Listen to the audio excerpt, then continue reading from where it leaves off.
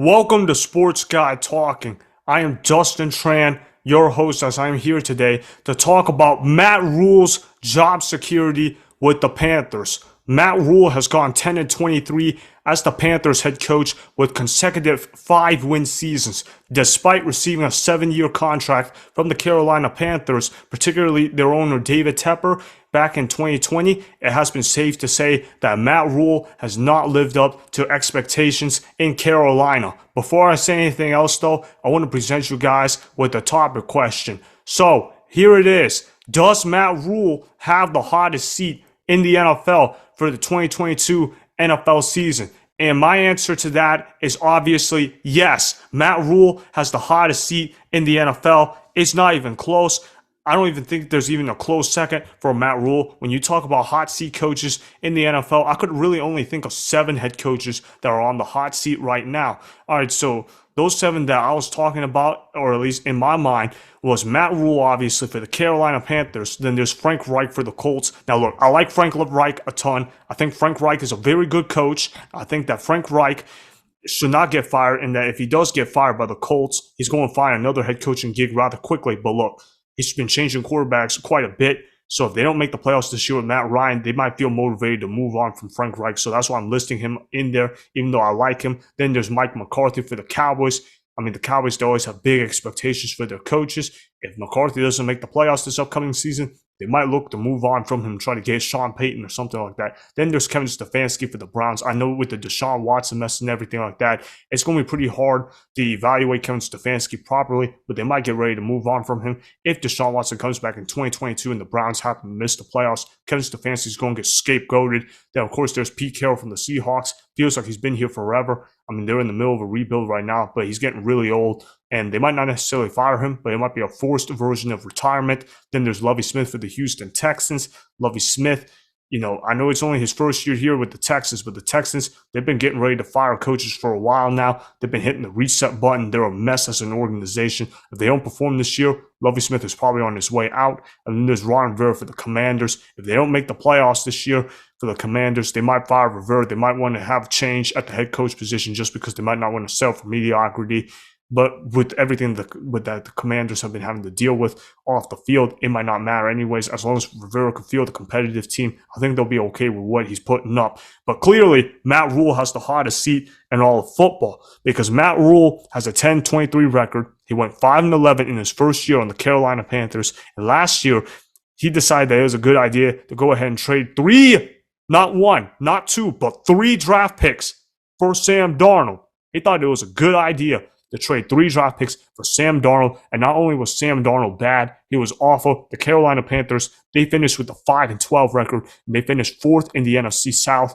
That puts Matt Rhule squarely on the hot seat. If Matt Rhule doesn't get to at least 9 wins this year, he's getting fired. The owner cannot wait to make changes. The only reason why he didn't get fired last year is because he's making a lot of money right now. I mean, he signed a 7-year, $62 million contract. And the fact that David Tepper doesn't want to fire him, it tells me that David Tepper is scared of paying up multiple coaches, which I know some people are going to say David Tepper is one of the richest owners in football. Why would he be scared?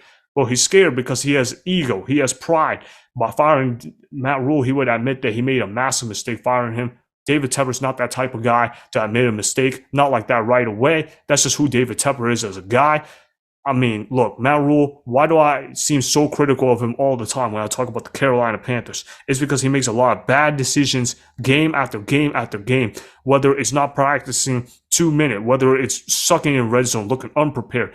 What about the fact that Matt Rhule's teams in the third quarter always look disinterested? What about the fact that players constantly seem disengaged with Matt Rhule? What about the fact that Matt Rhule has had very little NFL experience? I mean, the way Matt Rhule coaches, I don't like it. I've watched Matt Rhule for 2 years on the Carolina Panthers, and I have no idea what is Matt Rhule's identity. Is he an offensive-minded guy? Is he a defensive-minded guy? I have no idea what he's trying to do. Now, look, I understand that the defensive coordinator, Phil Snow, he's actually not bad. He's actually a solid defensive coordinator considering what he's had to work with. But I mean, still, Matt Rhule, he was supposedly known as the salesman that could recruit talent, but that crap doesn't work in the NFL. In the NFL, you have to have an identity. I mean, look at the New England Patriots for an example. New England Patriots, what do you think about Bill Belichick? You think about him being an old school coach that likes to run the football, play awesome defense, and have a quarterback that can make plays on third down and be efficient in the offense. Or if you think about Kyle Shanahan, you think about the creativity that they use in the run game. You think about the fact that they run a lot of trickery and the fact that they can cover up a quarterback who's quite frankly limited. That's what the San Francisco 49ers. Or you think about the Cincinnati Bengals with Zach Taylor, right? You think about how the Cincinnati Bengals have an explosive offense. They can draw plays all over the field and that they play sandlot football. Or what about the New Orleans Saints with Sean Payton? I know it wasn't really evident because they had a tight end playing quarterback last year in Taysom Hill, but what's their identity? Their identity is to get the most out of the quarterbacks and to be a disciplined football team. Matt Rhule is not a disciplined coach. I don't even know what Matt Rhule tries to do. Is he strategical? Is he motivational? Is he a disciplinarian? I can't tell which one of the three is Matt Rhule. I always feel like with any NFL coach, especially if you're a head coach, you have to be able to identify, is a guy a disciplinarian?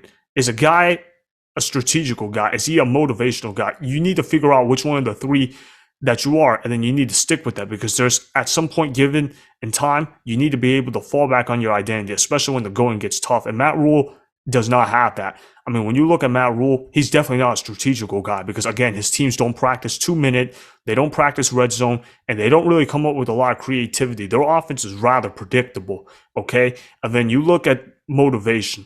Don't even get me started. The team looks disinterested constantly. And I remember after a game where we lost by 26 points, my Carolina Panthers, Matt Rhule went up to the press conference and said sometimes, he basically said something like winning takes time. And he said something about it took Jay-Z 7 years to build his own agency. And he was saying that's how he can build his football team. That doesn't work like that in the NFL. Certainly not in the NFL where you can move up and down at any given time. That crap doesn't work. If you try motivating players by saying what you just said about Jay-Z and try to compare that to football, that crap is not going to work at the NFL level. And as for disciplinarian, I mean, if you're a disciplinarian, I should be scared. I ain't scared of no Matt Rhule. If I'm a player and I make a mistake, I ain't scared of Matt Rhule yelling at me. I mean, shoot. I'd be like, Matt Rhule, shut up. Shut up, Matt Rhule. You don't know what you're talking about. I don't respect Matt Rhule.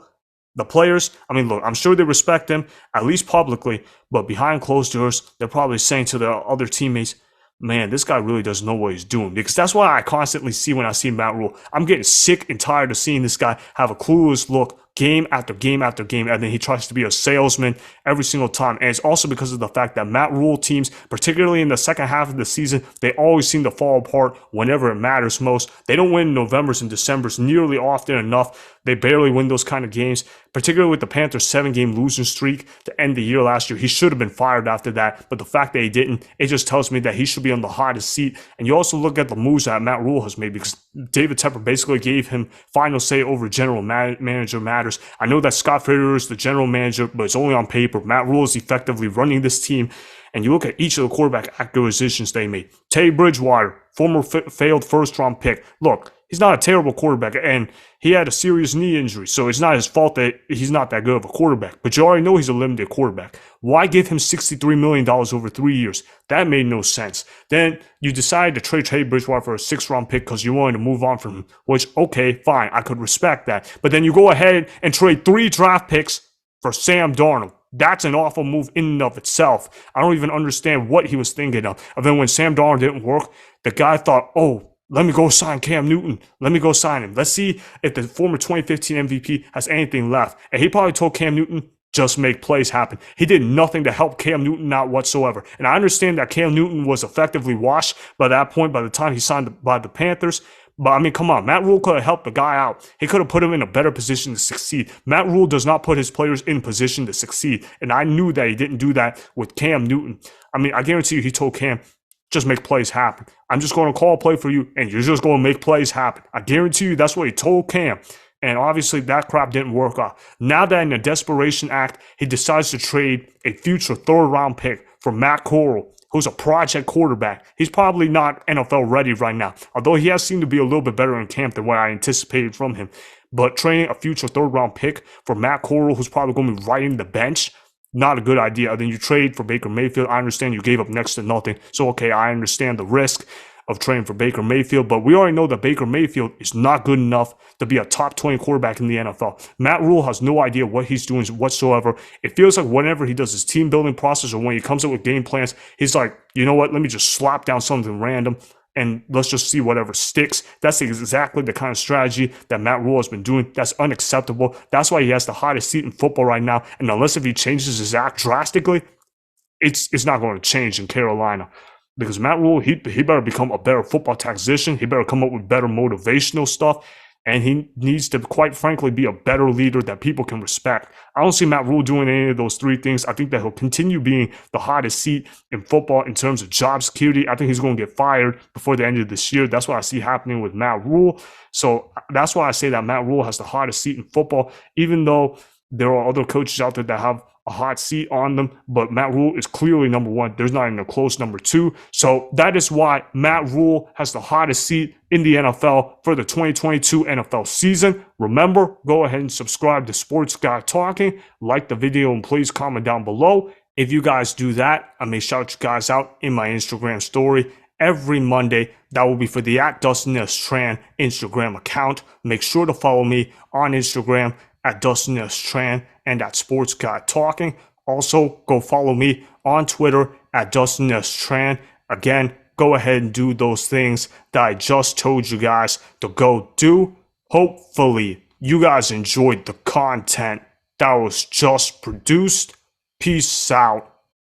I hope you enjoyed that video. Want more Sports Guy Talking, the home of great sports content? Make sure you click that subscribe button to get the latest from Sports Guy Talking. Go ahead and like the video. Comment down below. Check the description box on the video in order to follow my Instagram and Twitter. Also, be sure to check out more of the best clips from the YouTube channel, Sports Guy Talking.